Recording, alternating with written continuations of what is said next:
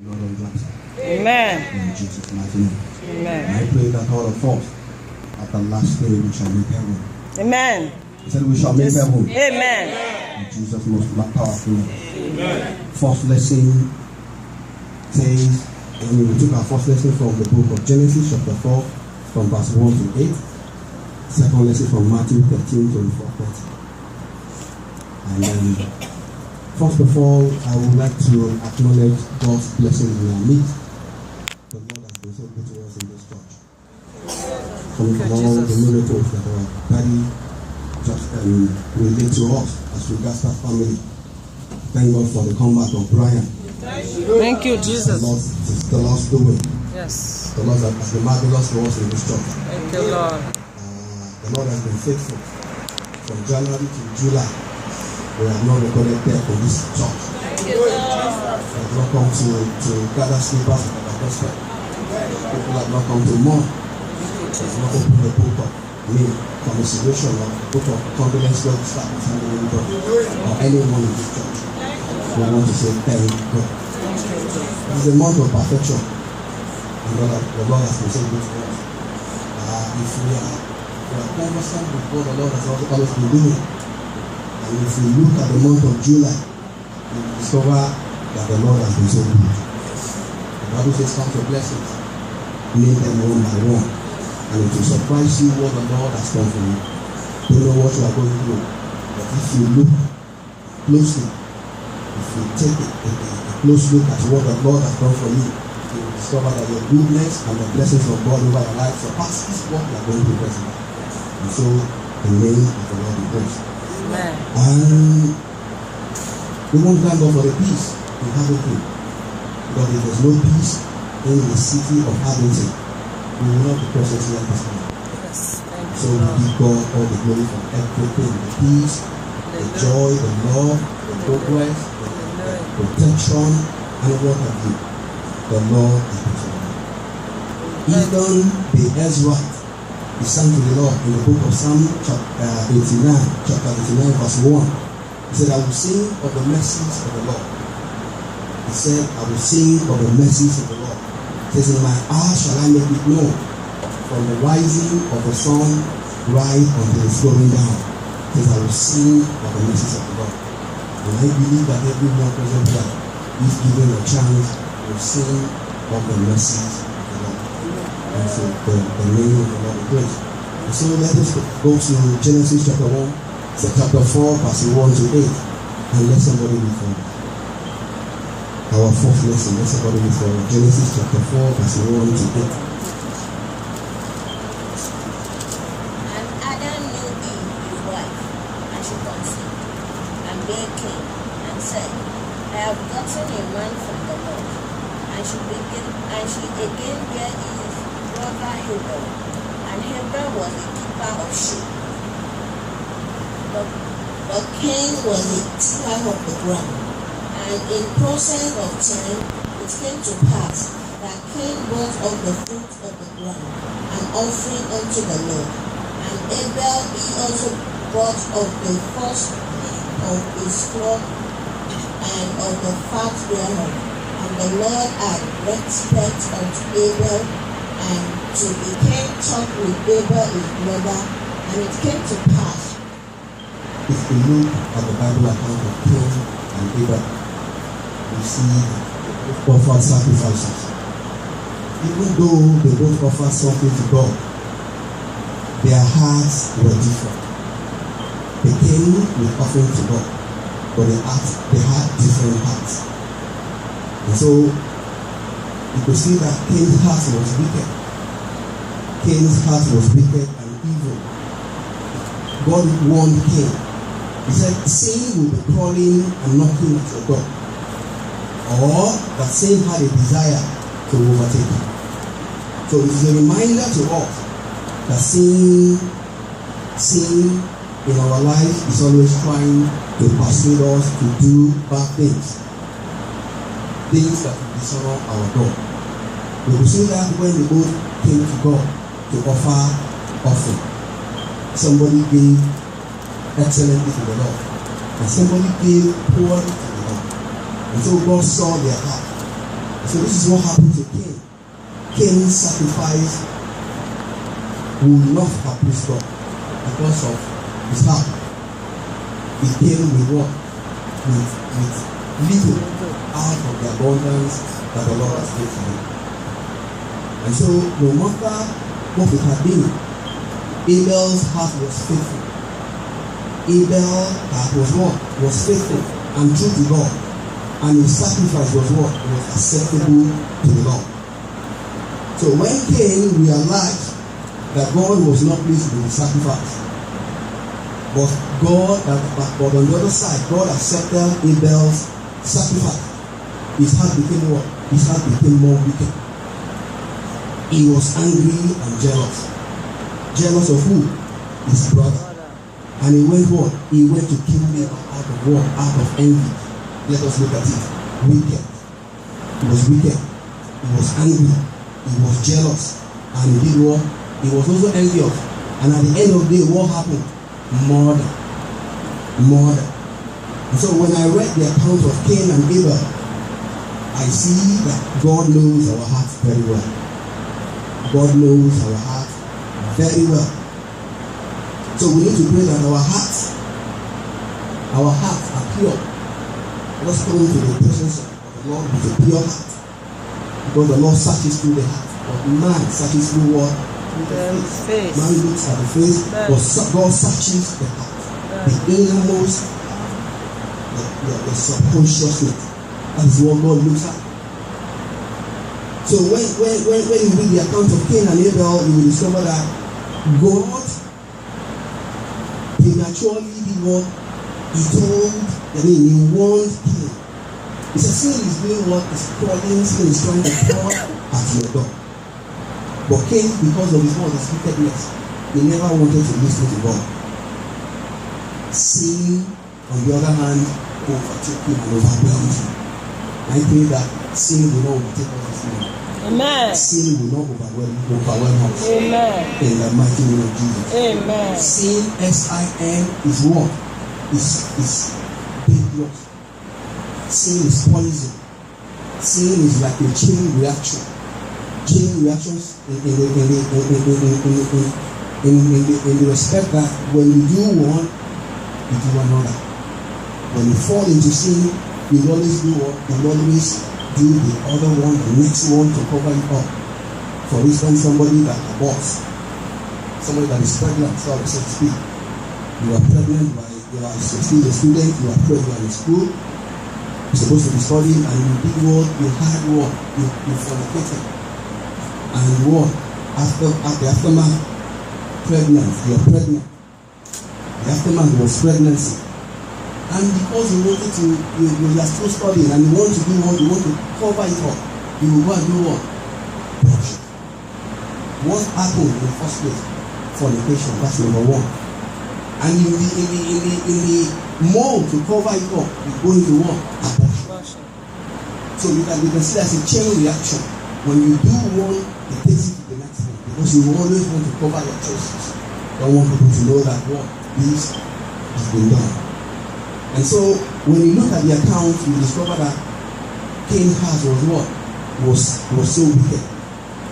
Cain's heart was wicked. And so, this morning, God is searching our hearts. Are you in the presence of the Lord with a pure heart? Do you have a heart that honors God? So, this morning, we're talking about God is what? Is faithful. When Cain deviated God from the plan of God, and God in His infinite mercy did what He forgave him. Who still there. So because of sincere love, honor, and respect God had for Cain, let me do that. When I read the account of Cain and Abel, I see that God knows our hearts very well. So we need to pray that our hearts are pure towards God. And when we serve Him, we do it because of the sincere love, honor, and respect we have for Him. Not like Cain. Then God will be pleased with us. I pray this morning that God will continually be pleased with us. Amen. In the name of Jesus. Amen. When we say glory to the Father, the Son, and the Holy Spirit, the response will always be as it was in the beginning, so is now, and ever shall be. I want you to know that sin started from what? From the scratch, from inception, from foundation, from the creation of what? From God's creation. Sin started from God's creation. And so Cain killed his brother. Yes, it happened from the creation. So but what do we have these days? What do we have these days? Are we experiencing what scenarios? Are we experiencing what scenarios? I'm asking a question. We are. Yes. We are experiencing worse things. Yes. Let us open our Bible to 2 Timothy chapter 3, 1 to 5. 2 Timothy 3, 1 to 5. You better please read for us.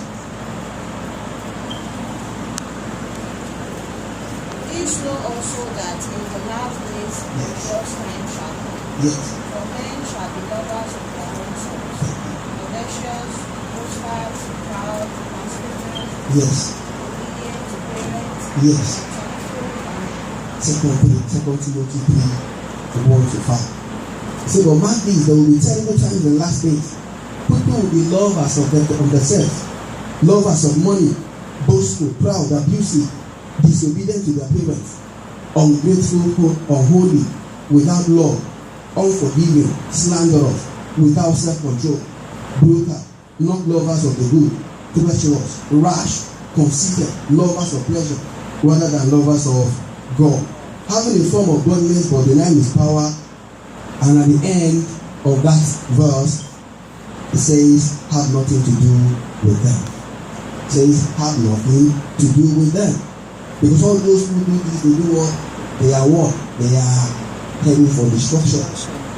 So Cain and Abel, according to the book of Genesis, they are two sons of Adam and Eve. Cain is described as a crop farmer, and his younger brother Abel, a shepherd. Cain was the first human born, and Abel was the first human to die. Can you get that? Cain was the first human born, and Abel was the first human to die. They were two children of what? Of Adam and Eve. And so Cain was the first human to born, and Abel was the first human to die. And so Cain committed the first murder by killing his brother. So why did he have to kill his brother? What did Abel do to him? You see that in Genesis chapter 4, verse 1, verse 3. So we say by faith, Abel brought God a better offering. Abel brought God a better offering. And by faith, Abel still speaks, even though he is dead. When you attend our Sunday school, you will learn more about faith. Because there is a series of faith teachings that we are doing. So you need to avail yourself of that teaching. So by faith, Abel still speaks, even though he is dead. And so the question is, who killed Abel? Cain killed Abel. When Cain realized that God was not pleased with the sacrifice, but accepted Abel, his heart became more wicked. He was angry and jealous of his brother and killed him out of envy. What type of person was Cain? 1. Cain did not have the fear of God. Genesis chapter 4, verse 3. It says, in the course of time, Cain brought some of the fruit of the soil as an offering to the Lord. 4. But Abel brought fat portions. If you have the fear of God, that you will always want to do what? You will always want to honor. You will always want to give respect to that being that you are, to the person that you have the fear of, or to the God that you have the fear of. So there was no fear of God in Cain. Cain did not have the fear of God. He brought to God a poor offering, whereas Abel brought up fat offering. So what type of person was Cain? What was Cain? Cain was brutal and mean. Cain was brutal and mean. Number 3, Cain was a jealous person. You can see that in Genesis chapter 4 verse 5. But on Cain, his offering did not look with favor. So Cain was angry and his face was downcast. His face was downcast because he was jealous, because God did not accept his offering. Cain was also a crafty person. Genesis chapter 4 verse 8. He said, now Cain said to his brother Abel, let us go out to the field to do what? Because he had an agenda. Because he had an agenda. He was crafty. He said, let us go to the field. Genesis chapter 4 verse 8 says, now said to his brother Abel, let us go out to the field. And while they were in the field, Cain attacked his brother Abel and killed him. What type of person was Cain? Cain was a murderer. Cain was the murderer. He was also wicked and evil. And so what was God's pronouncement and judgment to the act he committed? Let us go to Genesis chapter 4 verse 10 to 12, and I will read from here. He said, the Lord said, what have you done? Listen, your brother's blood cries out to me from the ground. 11. Now you are under a curse and driven from the ground, which opened its mouth to receive your brother's blood from your hand. 12. When you walk the ground, it will no longer yield its fruit. You will be a restless wanderer on the earth. But what amazes me when I read this chapter was God's forgiveness and mercy. You can see that in 13.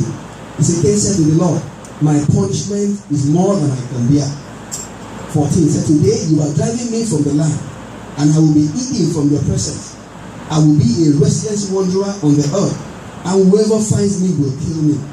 15. Look at the mercy of God. He said, but the Lord said to him, not so.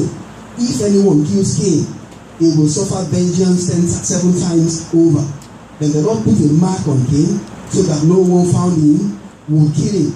So Cain went out from the Lord's presence and lived in the land of Nod, east of Eden.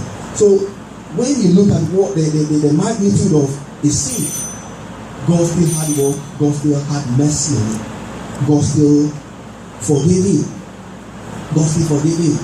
So this morning, if we come to the Lord with a heart full of repentance, if we come with our heart full sober, if we come soberly to the Lord this morning, irrespective of the sin we have committed to the Lord is ready to do what? To forgive us. Amen. All we just need is to do what? Just tell the Lord, make it open to the Lord. The Bible says, shall you hide your sin, that the glory of the Lord will continue to abound in your life? So this morning, God is telling you, irrespective of what we have committed as sin, God is still there to do what? To have mercy upon you. That death, that blemish, that sin had done what? Had given you a stain. God is capable to do what? To remove it. Amen. God is capable to wash you. He said, I will make you as white and as clean as what? As snow. If only you will do what? You will table your sins before me and seek for forgiveness. So, under this lesson, if there is nothing you are going to gain but forgive the heart of God, the mercy of God, if there is nothing you are going to take home under this lesson, that God is merciful, and that's how we live. When you look at Genesis chapter 4, from verses 1 even to the end, when you look at it, if there is nothing that you can grab from there, I want you to know that here you can grab forgiveness of sin. God can still do what? Can still have mercy upon you, irrespective of your sin. 2 Matthew 13:24-30. 2 Matthew 24:30. If you get that, please read for all.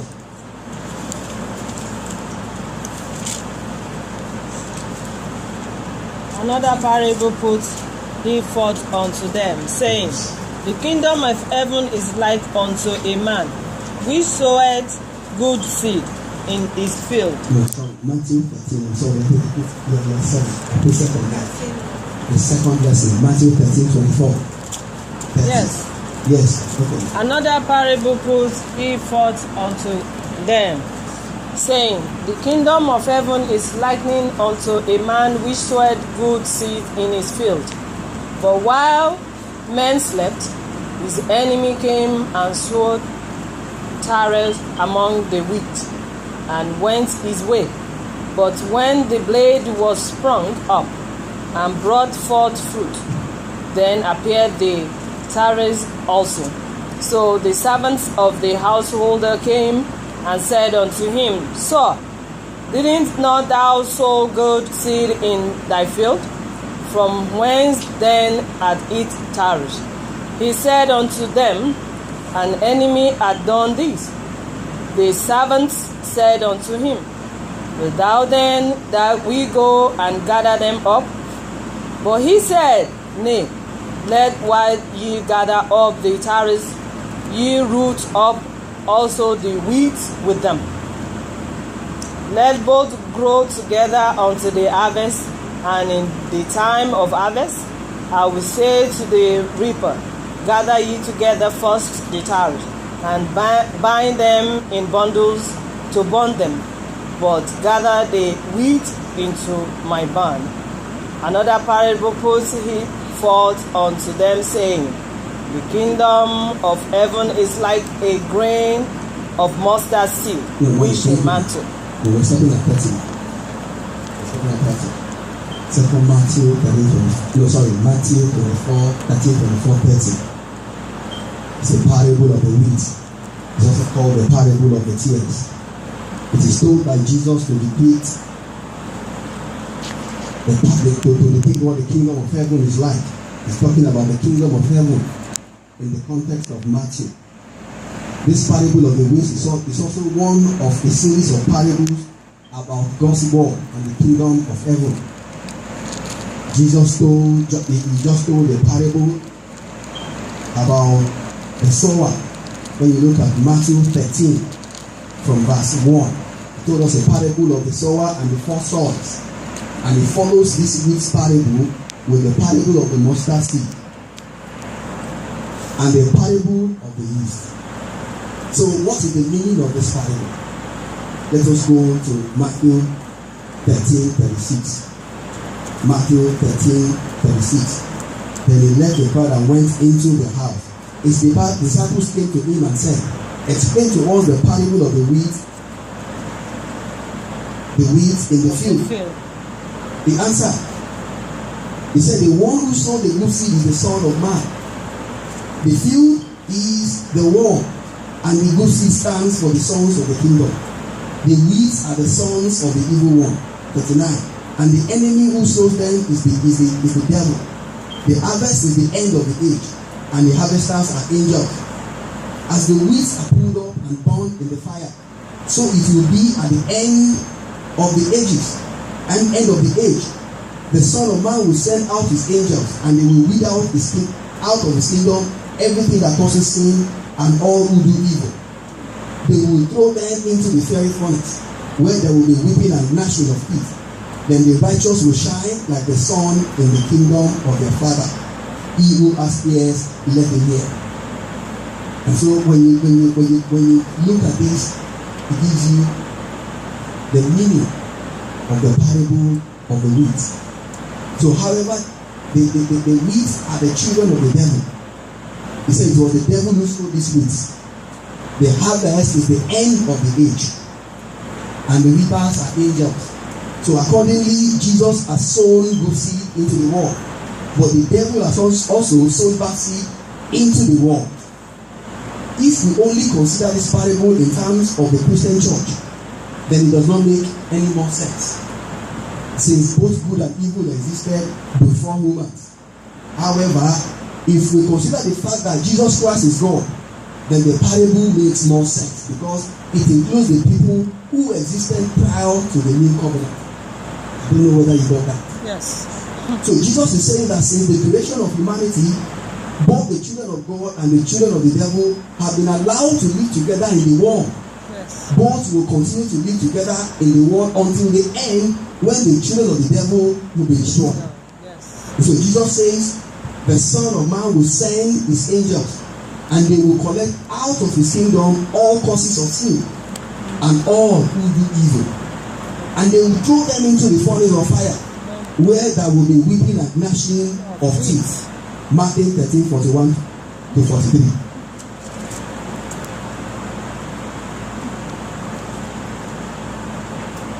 The Son of Man shall send forth his angels, Yes. and they Can shall. somebody read it, please? 13:41 to 43.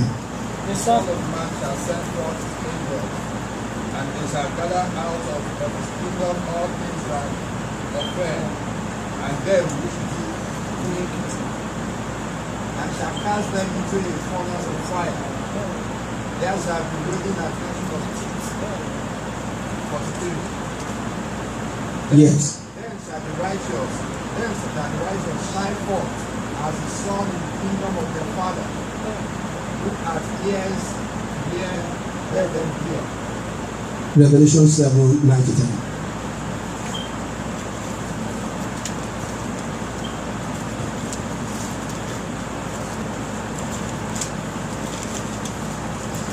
Then I looked, and there was a large crowd of people.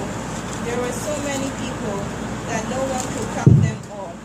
They were from every nation, tribe, race of people, and the language of the earth. They were standing before the throne and before the Lamb. They all wore white robes and had palm trees in their hands. They shouted loudly, "Victory belongs to our God, who sits on the throne, and to the Lamb." Thank you. So, Jesus calls the kingdom of God his kingdom. It's further implying that he is actually God in a human body. Jesus then says, the righteous will shine like the sun in the kingdom of their Father. He said, let anyone who has ears, let him hear. That is Matthew 13:43. And so, regardless, the children of God and the children of the devil, John says in 1 John 3:7 to 10, he said, little children, let no one deceive you. Everyone who does what is right, like Abel in Genesis chapter 4, is righteous, just as he is righteous. But anyone who commits sin, like Cain in Genesis chapter 4, is a child of the devil. For the devil has been sinning from the beginning. The Son of God was revealed for this purpose, to destroy the works of the devil. Those who have been born of God and the children of the devil are revealed in this way. They are revealed in what way? Those who are born of the devil, they are revealed with character traits of the devil. The character traits of murder, hatred, craftiness, jealousy. So many of them. Because of our time, we'll not be able to continue with them. So he said in this way, all who do not do what is right, they are not from God. Nor are those who do not love their brothers and sisters. And so Jesus ends this parable of the wheat with a statement. He said, let anyone who has ears, let him hear. And so God is telling us this morning, anyone who has ears, let him hear. Matthew 13:43. Jesus is warning everyone that sins. That sin is what? Is serious, and judgment will come one day. Telling us that judgment will come one day. We have all been evil, but God has made a way for us to be saved. And we look at Matthew 19:25-26. Matthew 19:25-26.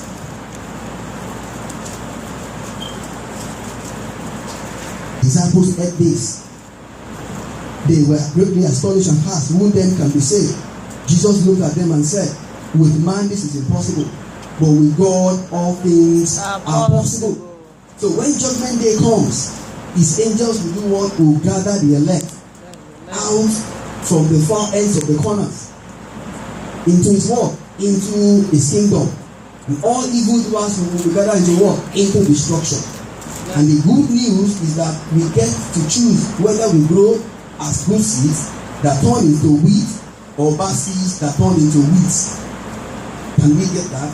The good news is that we get to choose whether we grow as good seeds that turn into wheat or bad seeds that turn into wheat.